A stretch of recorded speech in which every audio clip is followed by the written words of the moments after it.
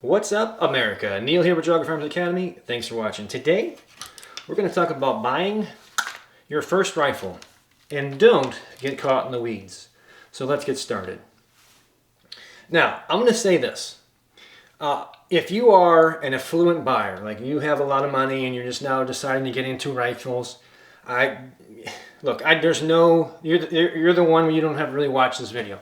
If you're going to buy the highest, most expensive end rifle you can get, Knight's Armament, Noveske, Daniel Defense, etc., there's whatever. I don't know of any high-end rifles that's like, well, that's really a piece of junk. You're going to buy a good rifle, and it doesn't really matter. However, what's really going to occur for people like that, because a lot of those people are clients of mine, where they come to me and they say, hey, look, I want to get into rifles, and I want to have a private lesson, and I want to know what I'm doing, and I want to know what to get, and so forth and so on. And that's a different buyer. I'm not talking about that. That's 1% or less. For the vast majority of rifle people are going to be people who are going to buy their very first rifle and money is an object. They have a reasonable budget of some sort and they want to get into a gun. Now, a lot of people like this. And again, as I always say in my classes, I'm not here to make you feel good. I'm here to tell you the truth. So you may not like what I have to say, and you'll fire up your keyboard, and by all means, that's the beauty of YouTube. Feel free. That said, when it comes to, right off the rip, one of the first things, should I build one or should I buy one? Well, first of all, if it's your first rifle, then you don't have any experience building anything, and no, I don't think you should. I have a lot of experience building rifles, and I still would much prefer to buy one. I want you to just understand a concept. I don't do that every day. I do firearms training every day, but I don't build anything, rifles, handguns, whatever. I don't build them every day. So am I so arrogant that I think that I'm going to do a better job building this one rifle I've never done before versus a guy has this part, this component to put on a rifle and does this all day, every day, he or she, that's what they do. I think they're going to do a better job than I am. Yes, I do. And by the way, if I screw it up, what am I going to do? Get a warranty? No. So I would rather just buy a completely built quality rifle. For the vast majority of the time, you're going to get something out of the box that's going to work fine. Okay? So that's my 2 cents. If you don't like that, I totally understand. Did I say you should never build a rifle? No. I'm just saying for your first, I would definitely buy it. Okay? You're going to end up building a lot of stuff anyway by just adding stuff and putting different things on the gun, which is another point. So I'm not going to tell you the brand of this. It doesn't really matter. I'm not going to tell you the optics, although some of you may already know. It doesn't really matter either. I want to talk about where should I start with a rifle. And the whole title of this is Don't Get Caught in the Weeds. So people run out there and they want to research every little data point.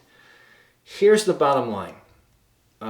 If you go, and I'm going to use an example of the M&P Sport 2, okay? Probably your go-to first rifle. People can argue with me and say whatever you want. It's great, whatever. It's a very affordable, I didn't say cheap, it's an affordable rifle. It's a quality made product. Smith & Wesson has good quality control. Listen, if you're the one guy out there that out of 1,000 units and got a bad gun, it happens. Just like you could buy a truck brand new and it's going to have problems. It's just a lemon. Sometimes that happens. It's not representative of the entire product line. I've had great success with M&P products. I have an armor for them. I don't get paid or anything to say that. I just like their products. That is a very affordable price of entry to get into a rifle. Now, does it have the best steel? Is it necessarily the best twist ratios? Is it the best furniture, etc., etc.? No, it doesn't matter. You're getting into rifles, and what's most important is that you get behind a gun. You learn the fundamentals from a professional. All right, don't watch YouTube and learn how to shoot a gun. Take some training classes and find out what works for you and what doesn't work for you. I assure you, I don't care what the coating of the barrel, whether it's a chrome moly barrel, whether it's nitrated, I don't care. It doesn't, don't worry about that stuff. It is so ridiculous. Of all the quality manufacturers out there who make an entry-level gun, that barrel, that bolt carrier group, which are the two most important keys when it comes to a rifle, are going to be more than sufficient to get you thousands upon thousands of rounds downrange and learning the rifle. Okay? Let's talk about the setup. Okay? the setup of the rifle. This is not going to necessarily be your setup. I'm not going to talk about it. It doesn't matter. It's my setup based on my experience and training. It's what I like that helps me perform a function better. One of the things I see people get into is they end up buying cool guy stuff because they've seen something that looked cool at a training class, or maybe he was the fastest guy in the class, so they went and bought the same equipment. That doesn't make you better. It made him better based on his mechanics and his training and experience. So before you start buying a bunch of accessories on it, let's learn the fundamentals of shooting that gun first, that rifle first. And then we can add things like, does this help me? Where it's placed, what it is, and how I use it? Of course it does. Does it mean it's going to help you? Not necessarily. I think that there are some essential things that you need on a rifle if you're going to use it for home defense, and that's not really not where this video is going, but just real quick, I think you need a white light and a sling and some form of optic system that you like, okay? Those are essential. The sling keeps them from people taking it from you and also giving you hands-free. The white light helps you identify what it is that you're going to potentially engage, and obviously an optic so you can hit what you are aiming at, right? With that, it has to be a zeroed rifle, meaning you need to take it to the range and use the optic that you have, right? In this case, this guy right here, and make sure that it's sighted at a distance. Again, 50 yards is the zero that I use.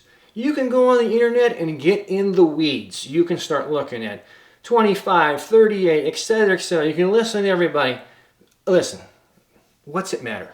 I mean, really, what does it really matter?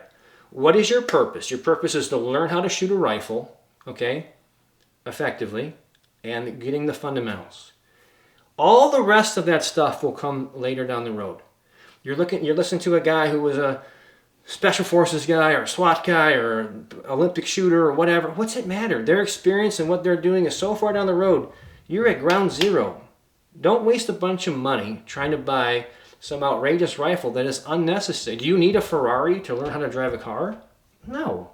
Okay? You can upgrade. I mean, the running joke is that the AR style gun here, the modern sporting rifle, is the Barbie doll for men, right? You can accessorize it all you want. You can change anything you want.